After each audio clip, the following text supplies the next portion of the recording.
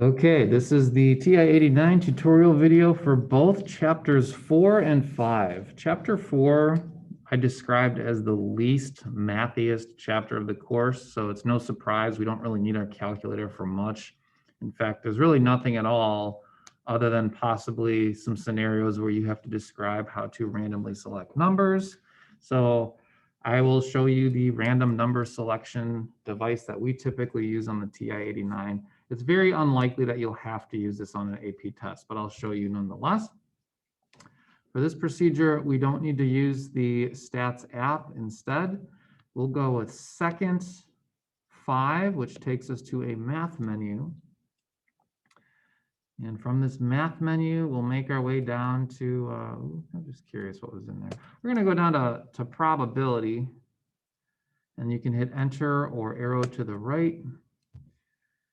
And once in here, to pick random numbers, we're going to go with rand. It's worth noting that you have factorial in here, permutation, combination. We probably don't need that in this course, but it's nice to know that it's there. We're going to go down to rand. And this is one of the features where I really think the TI-84 is a little bit better designed, because with the TI-89, it doesn't let you decide the bounds for the numbers you want to pick between. In fact, the way it's designed is all you are able to do is input an upper bound, and it's got to be an integer whole number. And what's going to happen is every time I hit enter, the calculator randomly pick numbers between 1 and whatever number I typed in. So rand 2, for example, should randomly, it's basically a coin flip. It's going to give me 1s or 2s. 1, 2, 1, 1, 1, and it's supposed to simulate randomness. So I could type in really any upper bound I want as long as it's a positive number, whole number. So if I want to pick numbers from 1 to 10, I can do it. And you know, you can experiment, play around a little bit. If I try to type in something goofy like a decimal, doesn't like it. If I try to type in my own bounds, I don't remember exactly how the TI-84 has you do it, but if I want to pick numbers between 2 and 8, it's not going to let you do it. It has to be from 1 up to some other integer whole number. Now, in class, when I give you exercises kind of like the simulation problem that you see in the background, this was from a homework assignment we had in chapter 5, actually.